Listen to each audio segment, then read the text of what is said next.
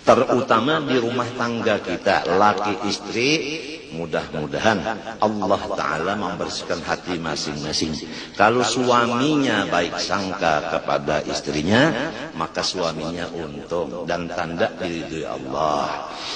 Kalau istrinya baik sangka kepada suaminya, istrinya tanda dibersihkan Allah hati dan tanda diridhoi oleh Allah.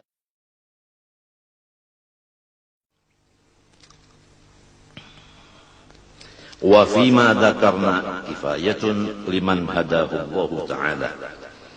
Di dalam kitab yang kecil ini cukup, tapi khusus bagi orang yang sudah diberi Allah hidayah.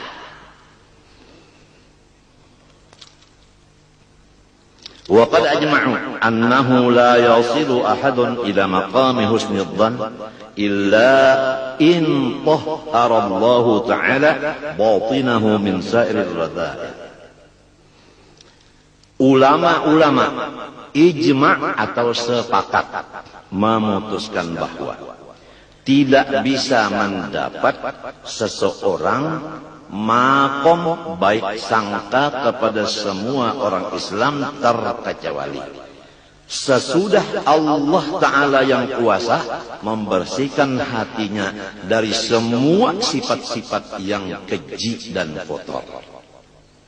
Jadi terserah Allah aja lagi. Kalau Allah membersihkan hati dari semua kekotoran-kekotoran sifat yang keji itu tadi, nah baru bisa mencapai makom baik sangka kepada semua kaum muslimin. Yang paling berat begini, kalau orang Islam mengerja ibadah mudah kita baik sangkanya, tapi kalau orang Islam ibadahnya koler sedikit, di sini cepat buruk sangkanya kita kepada orang itu.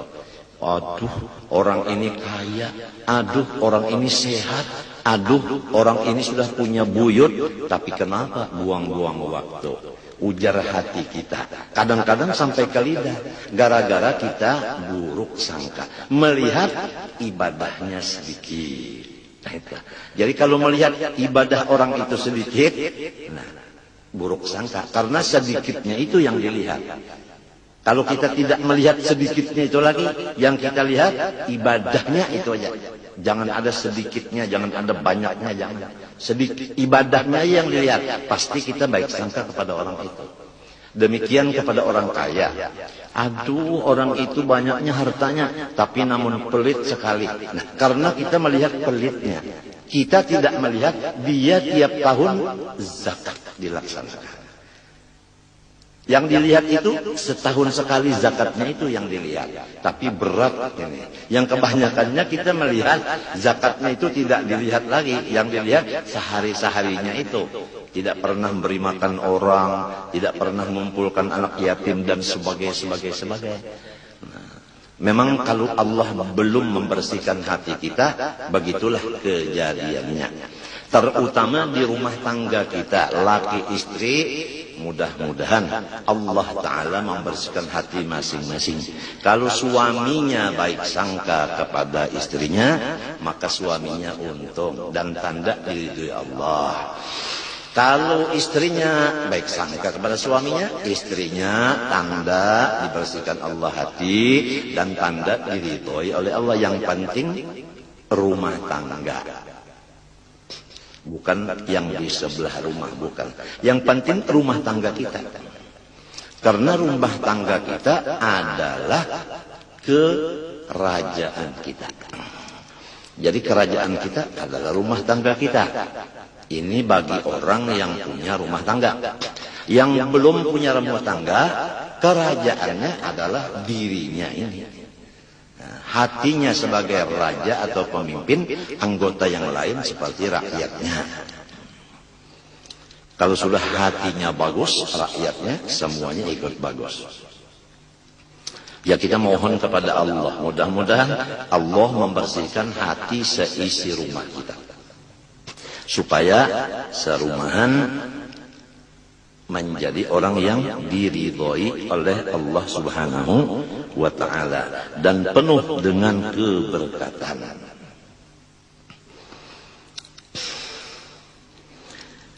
Nah, adapun jalan untuk atau adapun ciri orang yang bakal dibersihkan Allah Ta'ala hatinya.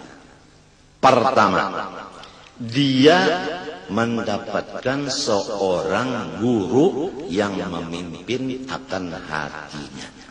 Itu pertama.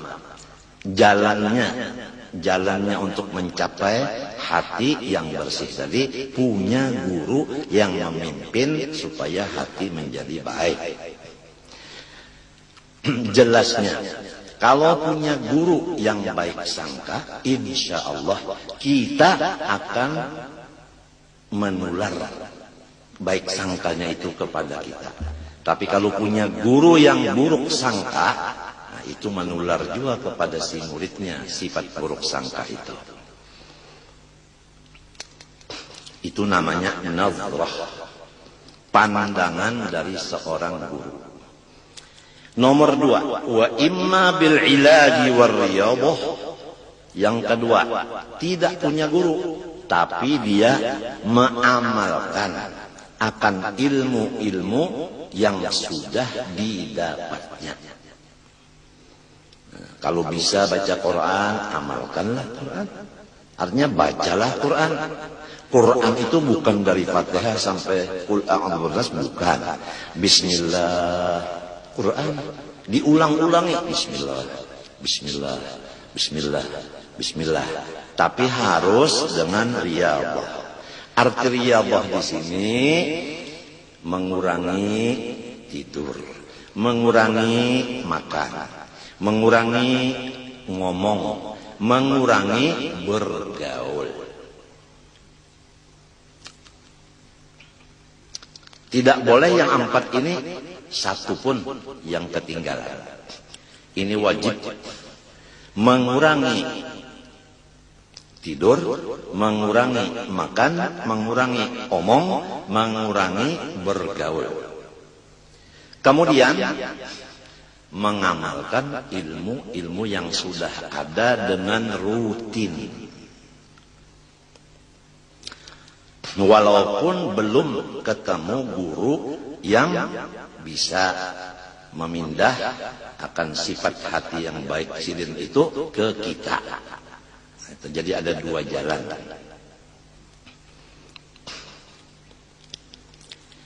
Adapun tandanya orang yang sudah selesai daripada perkara ini sehingga mendapat hasil, yaitu baik sangka, yaitu bihaitsu yasiru la yahturul fahsya'u ala balih, yaitu sekira-kira kada pernah sedetik lagi pun melihat aib orang lain.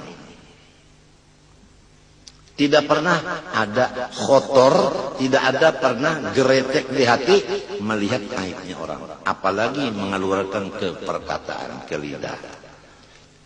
Itu tandanya yang sudah berhasil. Baik berhasil dengan sebab pimpinan guru atau berhasil dengan sebab dia berusaha beribadah dengan melaksanakan 4 syarat tadi. Mengurangi makan, minum, omong, gaul. Jadi itu ada ukurannya. Udah sampai belum? Wa ma dama fi batinihi syai'un minar radha'il fal ghalibu su'u dhannihi bin nas. Selama masih ada di hati seseorang sedikit saja daripada sifat yang tidak baik, maka jelas sangka-sangkanya dengan orang lain pasti jahat.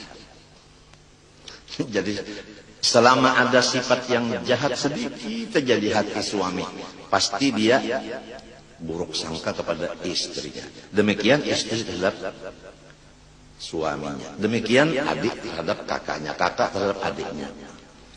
Jadi rumah tangga menjadi neraka jahanam, bukan menjadi surga ridwan lagi, bukan.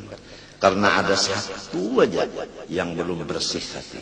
Tandanya sangka-sangka tidak baik.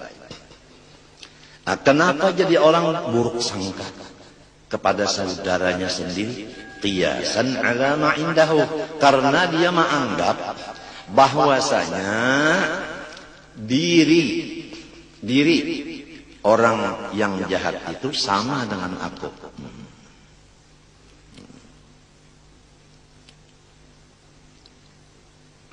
Kalau sulit dipaham begini, setiap orang yang buruk sangka kepada saudaranya seagama menunjukkan bahwa di dalam dirinya sifat yang buruk itu, bukan di diri temannya itu. Wa fi hadzal ma'na qala ba'dhum, berkata sebahagian daripada ulama wali, idza sa'a fi'lul mar'i sa'at dununuhu wa sadda qama ya'taduhu min tawahhumi wa 'ada muhibbihi biqawli 'idatihim wa asbaha fi lailin minasyakki mudlimi. Fa'ulun mafailun di mafaulun bahar apa nih? Tawil kalau lah. Idza sa'a fi'lul mar'i sa'at dununuhu. Buktinya orang yang perbuatannya jahat. Jadi kalau orang perbuatannya jahat lalu berkata saya baik sangka, tidak bisa. Tidak bisa. Kalau sudah pekerjaannya jahat menunjukkan hati dengan si A itu selalu ranggang. Nah itu tandanya. Nah supaya diri kita ini terjaga, selamat, janganlah buruk sangka ke orang lain. Annal murada bidzalika, maksud dari hadis itu an yu'amilal 'abdu an-nasa wa huwa muhtarisun minhum ka mu'amalati man yusi'u dhanna bihim lal hathu ala su'i dhanni.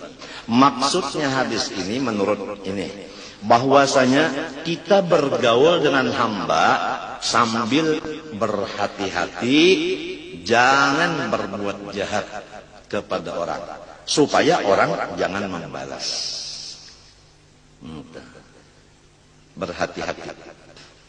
Lal hattu ala su'idzani, tidak sekali-kali menyuruh akan kita supaya memburuk sangka dengan orang lain.